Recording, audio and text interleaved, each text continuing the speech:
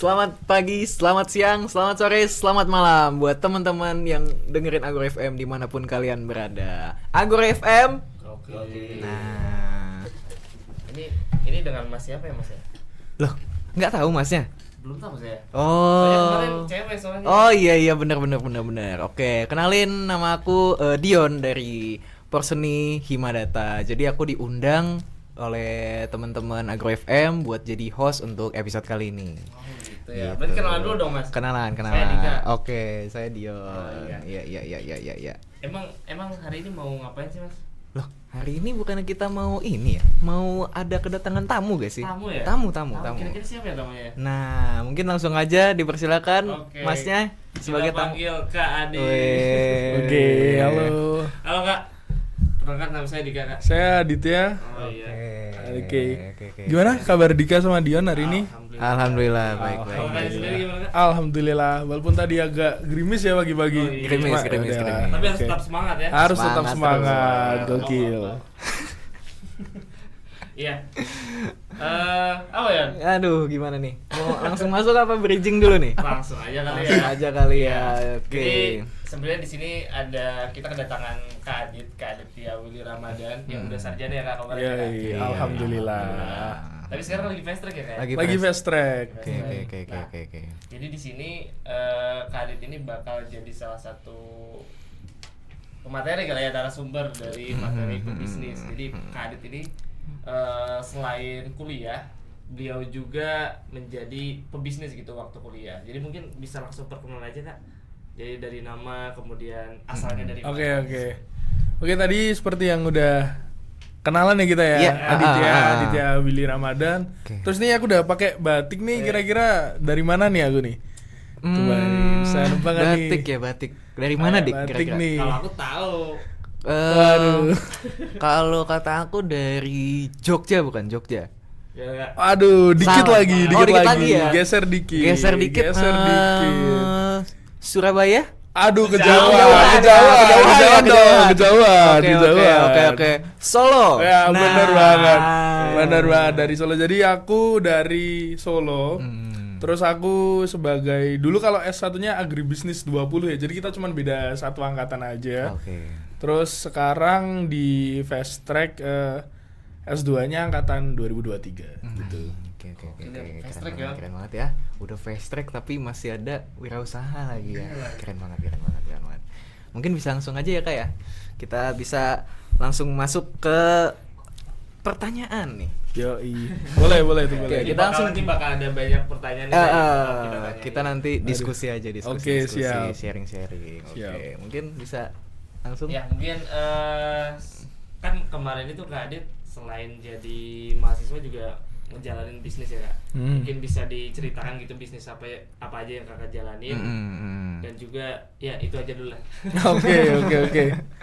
Oke, jadi kalau sebelum jadi mahasiswa nih kebetulan aku ada bisnis buah. Jadi ini emang bisnis keluarga gitu. Ada mungkin teman-teman nanti bisa ngecek di IG-nya Restu Buah. Restu Buah ini salah satu toko buah yang udah berdiri lama lah. Oke. Di Solo juga ada dari tahun 2000 dan lokasinya ada di Pasar Gede nih, Pasar Gede Solo. Terus kalau di masa kuliah ini aku ada 2. Ini yang pertama ada 3 gram, mungkin sempet ini teman-teman pernah beli juga 3 gram itu. Jadi dia lebih ke F&B minuman. Oke. Dan yang paling baru ini ada namanya Parcel nih. Jadi Parcel ini diversifikasi dari produk Restu Buah. Kan biasanya kan kalian tahu kan parcel gitu yang buat hantaran-hantaran kayak gitu. Jadi kita bikin diversifikasi dari produk buah karena memang permintaannya tuh berbeda. Jadi sejauh ini ada 3 itu yang lagi jalan gitu. Berarti ada 3 ya. Ada 3. Ya. Ya, keren banget. Tadi kan yang Restu Buah itu emang udah sebelum dari kuliah udah dijalani kan. Kalau misalnya 3 gram sama Parcel itu baru waktu kuliah berarti. Iya, ya? waktu kuliah. Itu lagi mungkin bisa kuliah. diceritakan awal terbentuknya dengan siapa, orang-orang di balik itu dan juga Dan tahun. kenapa gitu Oke. Ya. Jadi awalnya ini yang 3 gram dulu ya. 3 gram dulu boleh. Yang 3 gram dulu itu awalnya ada emang kan dari aku dan lingkunganku juga kan ini emang banyak yang punya minat wirausaha gitu loh, teman-teman di sekitar, teman-teman kuliah juga. Nah itu awalnya dari ada program namanya Akademi Wirausaha Mahasiswa Merdeka. Jadi itu program pemerintah tahun 2022 kalau nggak salah, atau 2022 ya benar, 2022 itu. Jadi di semester 6 di semester 5 kalau nggak salah, semester 5 tuh aku nggak ngambil matkul sama sekali. Jadi satu semester tuh isinya ini wirausaha. Jadi kita diminta buat pemerintah untuk bikin suatu produk yang baru. Nah itu skalanya kan nasional gitu. Ntar kita bisa dapat pendanaan. Nah dari situ aku ngajak nih 2 temanku. Ada mungkin Dika juga kenal. Ada 2 temanku itu, ada Farel sama Hilmi. Aku ajak untuk collab lah kita, bertiga lah kita bikin 3 gram ini. Terus kita coba untuk setelah program itu berakhir kan kita dapat pendanaan. Kita coba untuk ngelanjutin itulah, daripada pendanaannya sia-sia, mending kita coba buat ngelanjutinnya gitu. Terus yang parcel nih ini kemarin tuh awalnya dari kemarin tuh ada Piala Dunia U17. Kalau teman-teman tahu, itu Piala Dunia U17 kan tuan rumahnya salah satunya Solo. Nah kebetulan salah satu supplier buahnya itu diambil dari Restu Buah buat Piala Dunia U17 itu. Keren. Nah jadi dari situ kebanyakan yang dipesen tuh kan parcel ya, karena kan ibaratnya buat pemain bola kan kita nggak mungkin ngasih yang kayak satuan-satuan gitu kan. Kita ngasihnya yang bentuk parcel, jadi kayak ternyata ada diversifikasi nih. Ada permintaan yang bisa berbeda dari parcel ini. Jadi ya udah kita putusin buat ya udahlah buat parcel nih lah kita di sana. Jadi kita udah menyediakan paketan A, B, C gitu-gitu untuk mengakomodasi diversifikasi produk tersebut. Nah untuk parcel ini kebetulan karena emang masih diversifikasi dari Restu Buah, jadi sementara yang ngerjain semuanya aku sendiri. Jadi ibaratnya dari pesanan, kemudian dari pengiriman, semuanya sendiri gitu. Menarik. Berarti udah ada 3 nih ya. 3. Tapi Kak, aku pengen nanya nih. Kan berarti sekarang udah ada 3 tapi kondisinya sekarang masih kuliah gitu. Nah, struggle-nya apa sih Kak? Gimana caranya Kakak bisa bagi-bagi waktunya antara usaha ini dan kuliah itu sendiri? Dan mungkin kan pasti Kakak ada hal-hal yang lain dilakukan juga gitu ya kan. Gimana nih cara manage waktu dan apa sih struggle-nya gitu? Oke, sebenarnya kalau untuk manage waktu karena kuliah kan nggak tiap hari ya. Iya sih, kan kuliah nggak tiap hari, apalagi mungkin ada hari-hari yang benar-benar kita longgar gitu lah. Kita longgar di situ, kita bisa buat maksimalin di situ. Misal mau belajar terkait apa yang berhubungan sama bisnis kita gitu. Jadi kita kayak ngelihat peluang apa sih, ada komoditas apa sih yang baru gitu. Kita bisa belajar dari situ. Nah, pas hari kuliah ini kan juga nggak 24 jam juga ya. Nah, di sela-sela waktu itu kita juga bisa untuk kayak mungkin baca-baca, cari info-info terbaru terkait bisnis yang lagi kita jalanin gitu. Jadi sebenarnya untuk membagi waktu tuh menurutku secara pribadi sebenarnya bisa. Tergantung balik lagi ke prioritas ya, prioritas waktu gitu sih. Berarti emang ini ya Kak, apa namanya? Emang dari dulu itu tertarik ke bisnis gitu. Jadi gimana? Iya. Dan apa namanya? Masuk pertanian ini apakah karena memang dari dulu merencanakan untuk membuat bisnis di bidang pertanian? Karena kan tadi dengar-dengar kan Restu Buah sebelum udah jalan sebelum ini kan perkuliahan. Nah, apakah emang dari awal masuk kuliah berminatnya itu ke sini? Karena kan Kadit juga dari agribisnis kan ya. Iya. Apa bagaimana gitu? Oke, ini jawab jujur ya? Iya, oke. Jawab jujur. Gak apa-apa. Oke. Jadi sebenarnya emang dari awal tuh emang niatannya masuk ke pertanian. Masuk ke agribisnis karena emang dari awal basicnya adalah di buah kan. Buah kan sangat erat dengan pertanian ya, pertanian perkebunan gitulah. Sangat erat di situ. Terus ngeliat nih jurusan apa yang cocok kan. Kalau masuk jurusan A, B, ternyata nggak cocok nih, apa hubungannya sama buah gitu kan. Nggak bisa.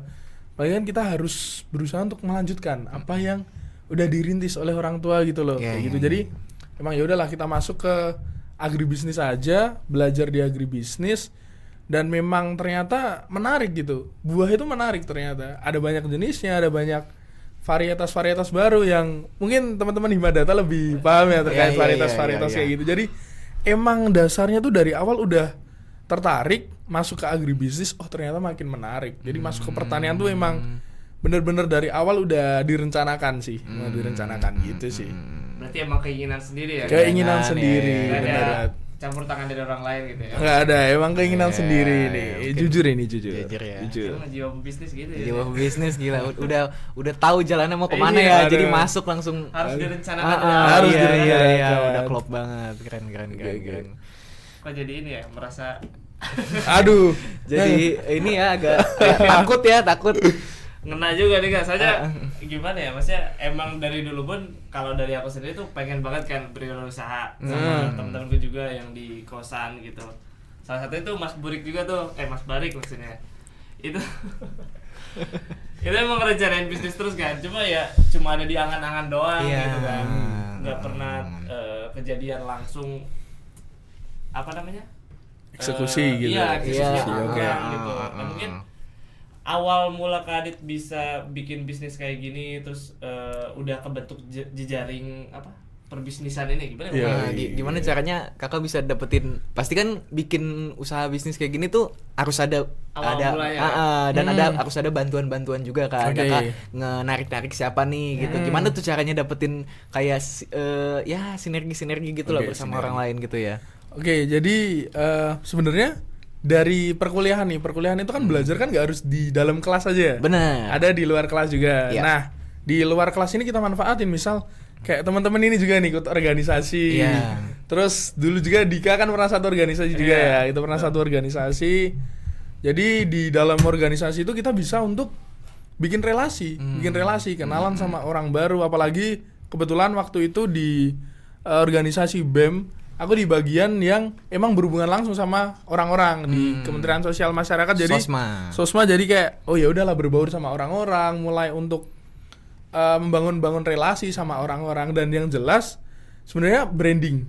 Jadi kita nge-branding. Jadi misal nih ada orang nih yang nggak terlalu kenal Aditya ini siapa, tapi seenggaknya mereka tahu kalau Aditya ini punya toko buah, Jadi kalian nggak harus kayak kenal oh Aditya itu A B C, tapi seenggaknya kalian tahu Aditya punya toko buah kayak gitu. Jadi ntar kan kita nggak tahu ya di masa depan gimana ya, kita nggak tahu, ntar siapa tahu bisa kerja sama bareng-bareng, karena ibaratnya mungkin oh siapa ya teman gue yang punya toko buah ya, yang keinget langsung Aditya kayak gitu.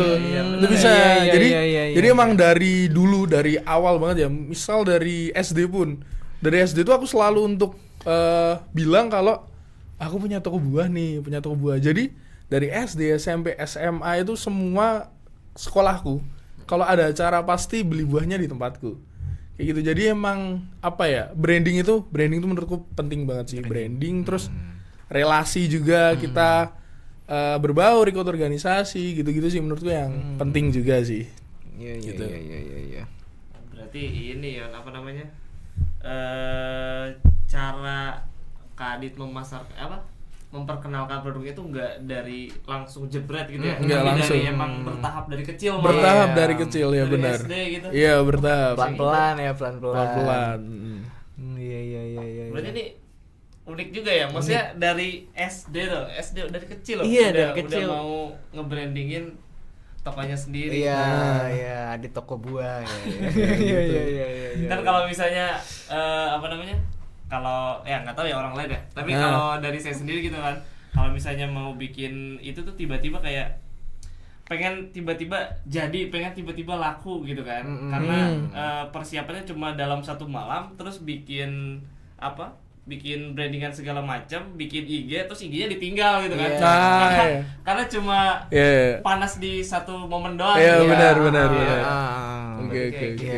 Benar sih. Tapi gimana tuh Kak? Kan tadi Dika udah bilang tuh kan, kita kadang suka kayak semangatnya di satu tempat doang nih, satu waktu doang nih, tiba-tiba kayak aku pengen wirausaha, aku pengen jualan nih, jualan tiba-tiba ternyata nggak sesuai ekspektasi, nggak laku, terus udahan, capek gitu. Gimana caranya tetap jaga semangat gitu? Gimana caranya biar tetap konstan gitu, konsisten? Jadi sebenarnya awalnya tuh kayak yang paling penting nih, paling penting sebelum kan ntar pasti awalnya kita punya semangat ya, kayak yang bilang tadi itu semangat yang membara-bara di awal. Nah, gimana cara menjaganya? Kita harus punya target.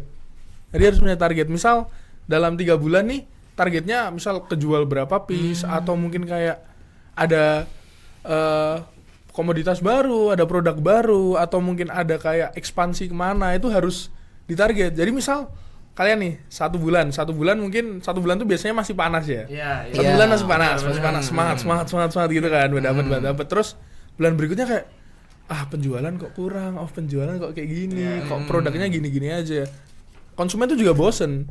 Konsumen bisa bosen dengan hal itu. Jadi kayak kita bikin target baru. Kita harus bertahap. Jadi emang dalam bisnis itu kan nggak ada yang nggak ada yang konstan. Jadi semuanya kan harus bertahap. Iya. Bahkan even pebisnis yang udah bener-bener besar pun, itu mereka pasti punya target jangka panjang, punya target lain yang pengen mereka capai gitu. Jadi nggak yang kayak berhenti di sini. Nah, itu menurutku bisa buat gimana caranya bakar semangat ini buat terus berputar gitu sih. Itu jadi target sih, menurutku target itu yang paling penting sih. Biar jadi pacuan Biar ya. jadi pacuan, Iya, benar iya, banget. Iya. Nah. Keren banget. Jadi agak ini segan. Aduh. Lama Adit ini. Aduh, biasa aja nih. Aduh. Kita kan Ngeri. kurang pengalaman lah. Lagian kalau kita nih soalnya ya Kak, kalau misalkan mau buka-buka usaha kayak gitu juga sebenarnya udah ngerasa kayak aduh udah semester tua nih pengennya cepat lulus aja gitu, dilema serba salah Kak. Tapi kalau dulu pas masih semester awal-awal gitu itu kayak masih fresh, paling ya kayak aduh ntar dulu Iya, ntar ntar dulu. Pas di pertengahan kita udah merasa sibuk banget di kuliah, lagi sibuk-sibuknya kan. Kalau udah semester tengah tuh kayak aduh ntar deh udah lagi sibuk banget. Kan kirain udah akhir, aduh ntar aja deh udah mau fokus skripsi dulu, mending kita selesain dulu ini gitu Kak. Jadi ketunda-tunda gitu. Oke, Mungkin bener-bener. struggle di situ. Dan keren sih Kakak bisa tetap keep up Konsisten gitu. ya? Konsisten tetap kayak aku harus bisa nih, aku harus terus bertahap berlanjut gitu sih mungkin ya struggle-nya. Oh iya, ada lagi nih Kak. Apa namanya? Kan biasanya selain karena rasa malas ya, buat yang mau mengusaha itu di awal-awal, di awal-awal, ada juga kayak dana gitu. Nah, kan nggak banyak orang yang punya dana. Kalau bisa, saya bentar, gimana ngomongnya ya? Gimana tuh? Gimana? Orang mau berwirausaha tuh kan pasti butuh dana di awal kan. Nah, tapi tidak semua orang itu punya uang buat mendanai itu. Nah, apakah ada dari kampus gitu memfasilitasi buat pendanaan dari teman-teman yang mau mau mencoba berwirausaha? Karena kan tadi kalau di awal kan Kadit udah jelasin juga ya ada pendanaan dari. Ada benar. Iya. Nah, mungkin bisa dijelaskan apa step-stepnya biar Iya, gimana tuh mendapatkan caranya? pendanaan itu. Oke, jadi sebenarnya kalau pendanaan sendiri dari kampus itu sebenarnya punya beberapa program sih. Kalau setahu gue ya kayak yang kemarin itu yang dibuat oleh pemerintah dan sampai sekarang setahu masih jalan deh. Ada yang berarti udah ke tahun ketiga kalau nggak salah. AWMM itu udah tahun ketiga. Jadi emang kita di sana itu benar-benar diajarin untuk gimana wirausaha. Terus ada mentor-mentornya juga kan. Ada mentor-mentornya emang udah lebih berpengalaman dari kita gitu. Terus kayak dijelaskan. Nah pada akhirnya nanti kan kita bisa dapat pendanaan dari pemerintah gitu. Dan nominalnya menurutku untuk membuka usaha itu sangat-sangat cukup sih. Sangat-sangat cukup. Jadi selain itu juga kalau kampus sih memfasilitasi kalau dari mata kuliah atau mungkin dari pelajaran di kelas tuh juga sebenarnya udah banyak juga sih. Kalau di aku kan ada namanya RUA ya, rancangan usaha agribisnis. Ini kan ada. Jadi kita gimana mahasiswa agribisnis itu diminta buat bikin produk untuk dijual, nanti ada eventnya juga. Nah buat agro sendiri kan ada PUT juga kan. Ada PUT. Nah itu kan juga dasar-dasar dari wirausaha gitu, dari usaha tani juga. Jadi kita seenggaknya itu tahu gimana cara untuk membangun usaha itu. Nah terus kalau di masa sekarang ini sebenarnya dana itu bukan hal yang menurutku bukan hal utama untuk membuka usaha. Sebenarnya yang paling utama tuh ide. Karena di masa sekarang tuh kalian bisa bikin ide, terus bikin PPT lah, bikin presentasi, kalian presentasi ke investor. Itu zaman-zaman sekarang ini sangat lumrah lah ditemuin. Jadi banyak lah temanku yang kayak mulai bangun bisnis tapi dia ternyata nggak punya modal. Tapi dia punya ide, dia berani untuk ke investor, terus ternyata idenya di ACC baru bisa dapat pendanaan kayak gitu. Jadi memang sekarang tuh musim-musim kerjasama investor gitu emang gede banget. Jadi emang jangan takut untuk mulai usaha kalau nggak punya dana, seenggaknya kalian tuh pasti punya ide kan. Nah, ide itu yang lebih mahal sebenarnya daripada modal atau uang itu sih. Menurutku gitu sih. Iya. Itu ya. Banyak ya dapat info-infonya gitu ya. Berarti kalau menurut kakak impactnya segede apa sih dukungan? Karena kan tadi kakak udah bilang dukungan awal dari kampus ya, ada ikut dari kampus juga ada materi-materi gitu kan perkuliahan. Jadi menurut kakak untuk pengusaha-pengusaha muda nih yang mau mulai, menurut kakak impactnya sejauh apa sih, sebesar apa sih, dan apakah hanya berupa uang gitu, dana, atau apakah ada materi lain gitu yang bisa didapatkan gitu? Jadi seberapa besar gitu impactnya? Oke. Ini impact kampus gitu ya? ya. Iya, impact kampus oke. gitu. Jadi kayak balik lagi, selain yang di kelas juga sebenarnya kuliah ini termasuk untuk apa ya, kita menjaring orang-orang lah, kita membuat relasi sama orang-orang juga. Nah dari situ kan kita bisa tahu, oh temanku ini jago misal ngedit, temanku ini jago fotografi, videografi gitu. Kita kan bisa manfaatkan itu juga.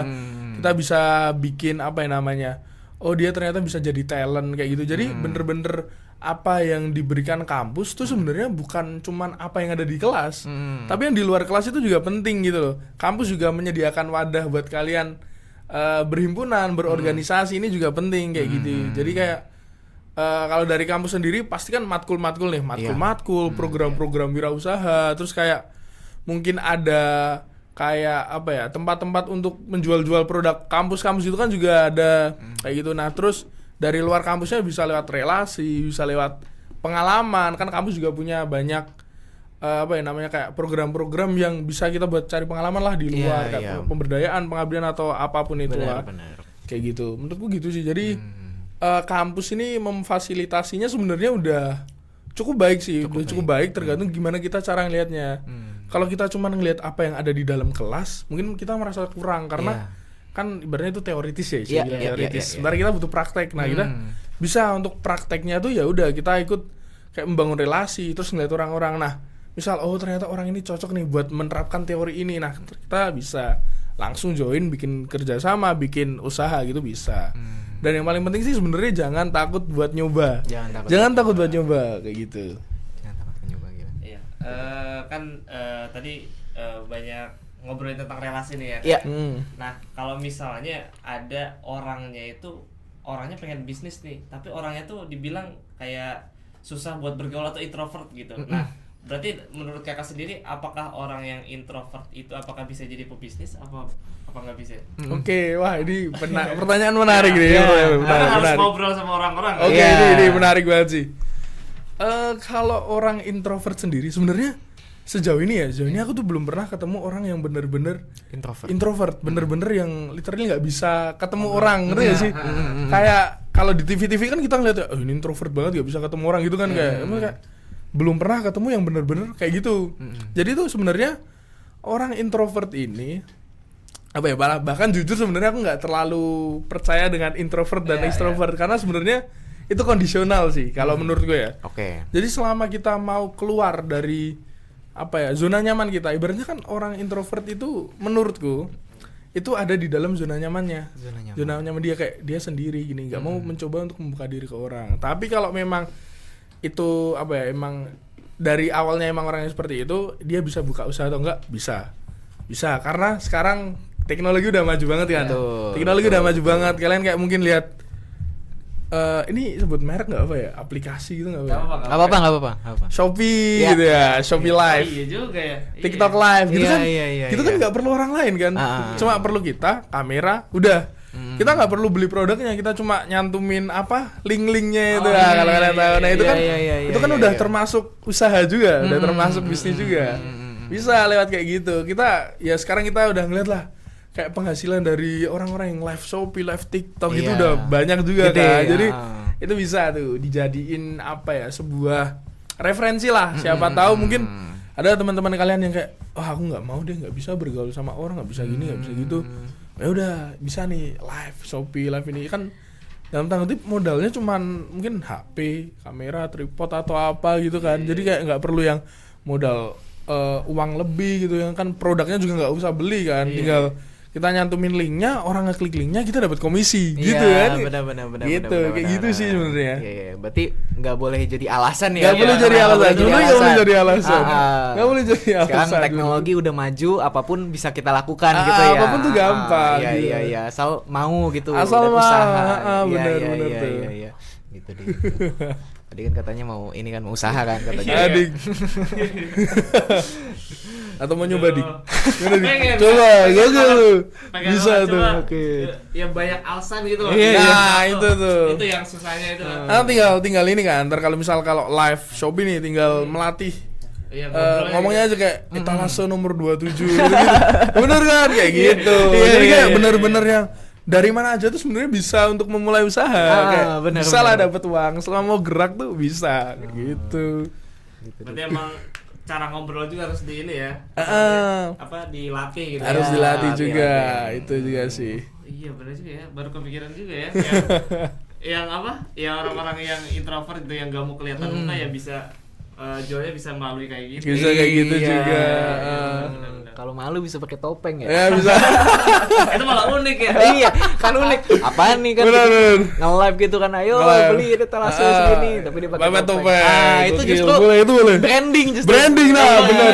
Beda dari yang lain. Ah. Nah, itu bisa. Itu kan jadi bahan omongan. Kamu tahu gak ada yang jualan sepatu tapi pakai topeng gitu. Kalau topeng, nah itu bener. Iya. Bisa. Masuk ya. Ih, nggak kepikiran loh. Gila. Keren. Gimana dik? Ya, Jadinya. apa lagi ya? Aduh. Apa lagi ya? Aduh. Lagi dik. Aduh. Banyak sih ya. Aku sih pengen nanya, cuma Iya. ini apa namanya nggak nyambung sama yang tadi, nggak apa-apa kak? Aduh, tentang apa nih? Maksudnya nggak nyambung. Kan ini udah apa sih ngomong apa sih asap gue? Ya, kan tadi ada beberapa bisnis itu dua di antara tiga itu kan bisnis pertanian ya kak ya. Nah, gimana sih cara kakak kan sekarang itu untuk anak muda itu nggak banyak yang pengen masuk pertanian kan, sedangkan kalau misalnya dengar-dengar dari Kak Adit sendiri peluang buat di bisnis pertanian itu kan besar, mulai dari U17 dan segala macam itu kan besar banget ya. Nah, gimana gitu biar anak-anak muda terutama mahasiswa itu bisa tertarik buat terjun ke dunia bisnis pertanian dari kakak gimana? Oke, menarik ya. Sebenarnya yang paling pertama harus dirubah tuh pola pikir. Pola pikir kalau kenapa sih masuk pertanian? Mau jadi petani ya? Kan kayak gitu. Pasti kan iya. kita Iya, benar. sering ya. Benar. Sering mendengar kayak gitu. Iya. Sementara saat ini tuh ya kita kalau misal kiblatnya kita adalah bukan kiblat sholat ya, maksudnya Iya. kiblat ini ya. Misal kiblat pertaniannya itu kita ngelihat Jepang. Ya. Kan Oke. udah maju ya, udah Maju. teknologi, Ya. udah ini itu gitu. Kita bisa bilang kalau sebenarnya pertanian ini punya apa ya? Pertanian punya peluang yang gede banget. Apalagi kayak slogan kita aja lah, kita tani Takkan mati. takkan mati. Selama ada makhluk hidup, selama manusia ini masih ada, selama manusia masih hidup, pasti butuh makan kan? Butuh bener makan. kan? Bener, Jadi bener, itu bener. sebenarnya adalah suatu sektor yang nggak mungkin habis, nggak mungkin mati gitu loh, sampai manusia ini bener-bener nggak ada kayak gitu menurutku. Jadi gimana kita untuk lebih tertarik ke situ?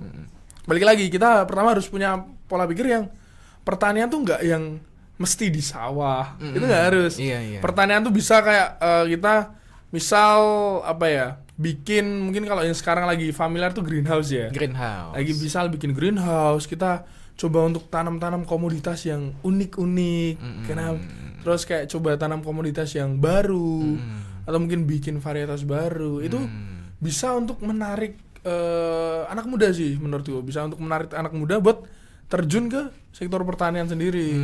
Gitu sih. Apalagi kebetulan juga dari Restu Buah ini kan juga punya greenhouse. Oke. Jadi kita punya greenhouse melon. Nah, kenapa melon? Karena melon ini punya banyak sekali varietas, punya banyak sekali jenis, dan jenisnya tuh beda-beda. Jadi kita ngelihat, oh ada peluang nih, ada peluang melon nih, ada peluang melon. Kita coba untuk buka greenhouse, kita tanam. Oh ternyata bisa panen. Terus ternyata dijual, oh ternyata menjual. Jadi kayak gitu. Jadi sebenarnya peluang-peluang itu juga ada. Terus kayak sekarang nih yang aku lagi dia juga ada ini sih zucchini. Zucchini. Zucchini itu kan sekarang lagi populer ya. Lagi populer juga. Lagi naik daun. Lagi populer juga, lagi naik daun. Jadi kayak wah, ini sebenarnya peluang untuk mahasiswa di bidang pertanian tuh sebenarnya gede banget. Anak muda untuk pengen ke pertanian tuh sebenarnya gede banget nih, kayak gitu sih. Iya. Oke, kayak sebenarnya kalau balik aku yang tanya nih bisa nggak? Boleh nggak? Boleh. Boleh banget. Kok panik gitu? Aduh.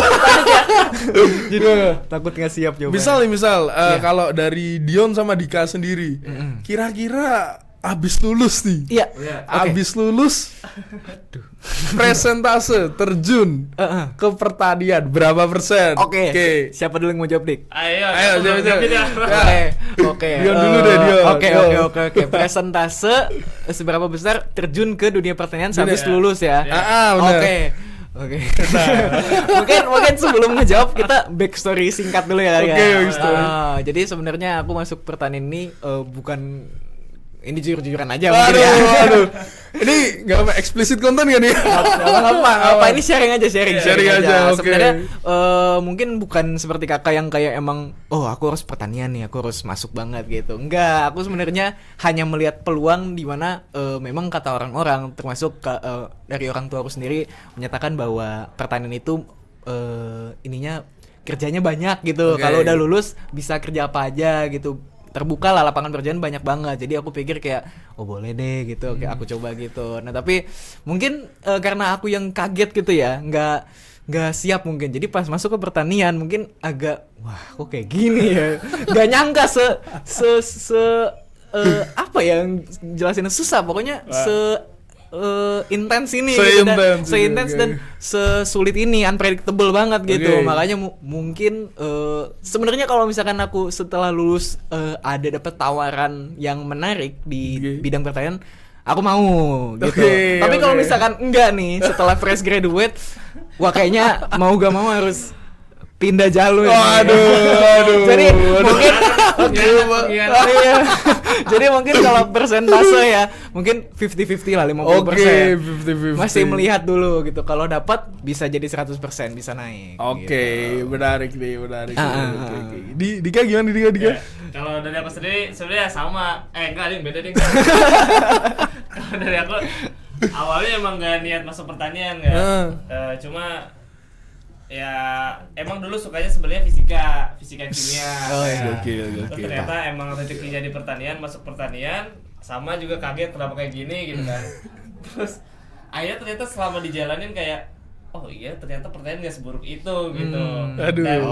Dan sampai sekarang kalau misalnya ditanya hatinya apa? Hatinya budidaya pertanian saya kan. Waduh. Gokil ini. Keren. Jadi kalau misalnya nanti setelah lulus kuliah mau kerja di mana, kepengennya sih tetap di pertanian, kepengennya. Tapi kan nggak, kalau misalnya ada tawarannya, kalau ada tawaran yang lebih baik, itu kan nggak menutup kemungkinan nggak diambil kan. Jadi kalau untuk kepengen sih ya 90% lah pengennya. Cuma kalau misalnya ada tawaran yang lebih menarik ya saya ambil. Oke. Berarti secara general jawabannya hampir sama ya. Kalau ada tawaran yang lebih menarik, ambil aja gitu. Berarti nggak yang kan kalian dapat ini ya. Kenapa aku jadi nanya? Gak apa. Kan kalian dapat ilmu buat langsung tanam tanaman kan? Iya. Budidaya tanaman. Betul. Bener kan? Nah, kenapa nggak lulus nih? Misal case ya. Lulus kalian nanam. Oke. Kenapa nih? Pertanyaan bagus Kak. Oke. Gimana? Mungkin aku bisa jawab nih kayaknya nih ya. Oke, jadi kemarin itu kita magang Kak. Oke. Dan aku kebetulan magangnya di ada hidroponik. Dan aku sudah melihat lah apa aja sih yang bisa kita lakukan sebagai benar-benar petani nih, dari nanam sampai panennya gitu. Aku udah bisa melihat gitu. Dan sebenarnya kepikiran juga kayaknya mencoba untuk nanam setelah lulus itu karena kita sudah dapat ilmunya kayak gitu. Tapi ternyata setelah magang aku dapat insight baru nih. Ternyata yang harus kita pikirkan nggak cuman mulai dari nanam sampai panennya, gimana cara memasarkannya. Itu juga. Dan menurut aku memasarkan itu jauh lebih sulit dibanding kita nanam dan panen. Oke. Kalau kata aku. Kenapa? Karena kalau nanam dan panen itu sudah ya seperti itu gitu. Kita sudah tahu tantangannya. Misalkan gimana cara membuat tanaman ini tumbuh, kan kita bisa cari misalkan pakai pupuk tertentu, gimana caranya pengendalian hama, misalkan ada hama dan penyakit, kita sudah jelas gitu. Kita handle itu. Nah, tetapi untuk kasus penjualannya ini, untuk pemasarannya ini menurut aku cukup sulit karena kan apapun yang kita jual itu kita harus menyesuaikan dengan pasarnya gitu. Dan yang kita tanam itu terutama kalau misalkan hortikultur ya, itu kan nggak kuat lama-lama gitu kan tanamannya. Jadi kita harus tahu nih pasarnya. Oh, ini di pasar nih lagi apa nih yang laku dijual gitu. Taunya kita udah nanam ini nggak laku gitu kan, maunya kan kebuang gitu. Jadi menurut aku tantangan yang tersulit di situ. Jadi aku sempet ada kemungkinan mikir kayak kayaknya asik juga nih nanam, tapi setelah melihat hal-hal lain yang harus diperhatikan dari usaha tani ini, kayak aku mikir ulang deh kayaknya. Maksudnya mungkin aku secara mental belum siap untuk memikirkan hal-hal tersebut gitu, belum cukup waktu dan belum cukup pengalaman gitu. Oke, menarik sih. Jadi kalau Dion sendiri lebih di masarinnya justru itu yang aku bingung. Oke. Iya, gitu sih. Dika gimana? Sama sih Kak, setuju. Jadi sebenarnya kan dari keluarga ayah itu sebenarnya petani juga Kak. Ya, emang basicnya itu petani. Nah, ya itu sebenarnya sama kayak Dion. Sebenarnya hampir semuanya bisa masak. Bisa masak. Bisa nanam. Jadi chef loh, aduh. Bisa nanam. Bisa masak ya? Bisa nanam, cuma nggak di background keluarga dari ayah itu ya penjualannya itu menurut saya sendiri itu kurang gitu.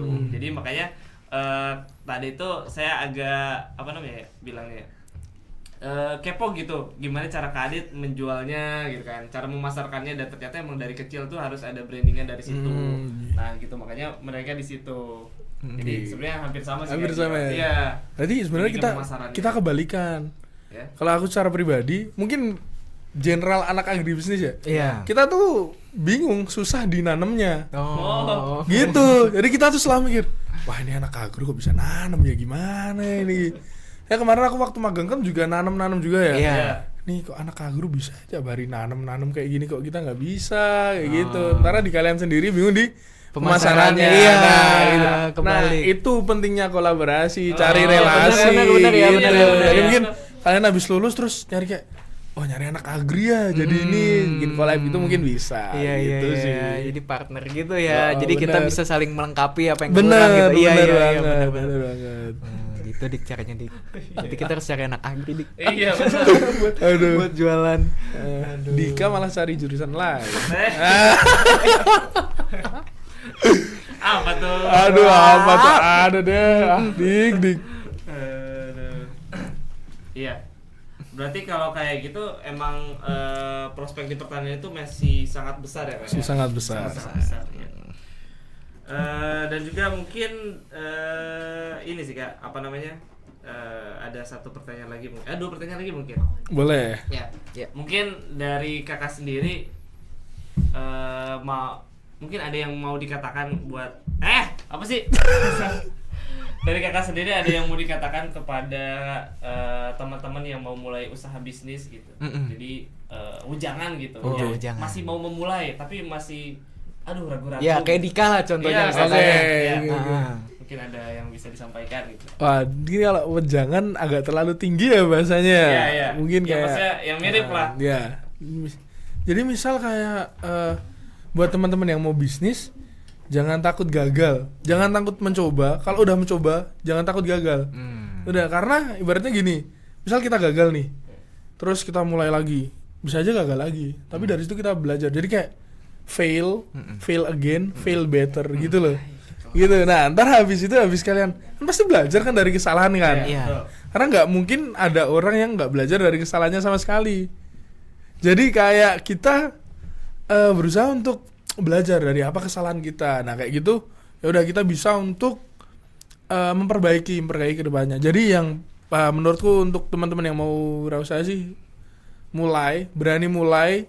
berani gagal dan berani mulai lagi kayak gitu sih. Jadi emang harus bertahap gitu. Mentalnya harus kuat berarti. Mental harus kuat. Kayak gitu Dik caranya Dik. Iya, sangat ini ya, mengena ya. Iya. Ya, mungkin pertanyaan terakhir nih Kak. Oke. Mungkin harapan dan juga harapan juga rencana dari Kak Adit di masa depan, apakah ada plan selanjutnya? Oke. Iya. Jadi kalau yang sekarang banget difokusin ya jelas lulus ya. Lulus. Lulus dulu ya. Iya, Selesain ini, nyelesain S2 ini lulus. Terus ntar ya pasti kita balik lagi, kita akan terjun ke buah. Kita pasti kan masih banyak target-target gitu lah yang harus dicapai. Mungkin explore komoditas baru, terus mungkin ekspansi ke tempat baru, atau mungkin kayak buka diversifikasi produk yang lain.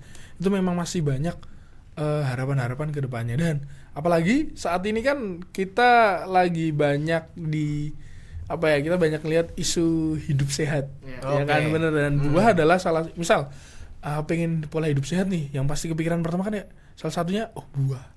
Makan buah kayak gitu. Jadi dari itu kita bisa bikin peluang, dan itu menurutku di masa depan akan lebih menjanjikan. Tergantung gimana cara kita untuk mengakomodasinya. Jadi harapan-harapan itu ya kita balik lagi lah, ntar kita lihat ini setelah lulus gimana, terus kita langsung coba untuk explore hal baru gitu. Gitu sih. Keren lah. Menarik ya. Udah dapet lah banyak banget ini ilmunya. Nggak cuman penonton nanti yang denger, kita juga udah dapet banyak banget ya ilmunya ya. Banyak banget. Keren. Mungkin ada yang mau ditanya lagi ya? Cukup lah, udah mantap banget Iya, ini udah ilmunya. mantap banget Iya, ya. udah sangat Iya. mantap. Ya mungkin makasih banyak ya Kak udah mau hadir Makasih banyak. di podcast Agro FM ini. Iya. Semoga harapan dan juga rencana-rencana Kak Adit selanjutnya bisa berjalan dengan lancar. Amin. Cepat lulus ya. Amin. Kalian Kita juga ya. Iya, kalian juga. Buat kalian semua lah. Iya. Oke. Dan juga buat pendengar Agro FM dimanapun kalian berada, semoga bisa terhibur dan juga mendapatkan banyak ilmu ya dari Ya. podcast pada pagi hari ini. Betul. Mungkin sebelum kita tutup kita jargon dulu kali ya Yan ya. Iya. Silakan dipimpin. Iya. Jadi nanti kalau misalnya ada Agro FM jawabnya gokil gitu kan. Gokil gitu. Tapi ngomongnya pakai KH, gokil gitu. Gokil. Iya, gitu. Aman ya? Aman. Oke. Deal. Agro FM Gokil. Oke. Sampai bertemu lagi. Ah. Ya, makasih banyak ya, Kak. Oke. Makasih Kak, keren.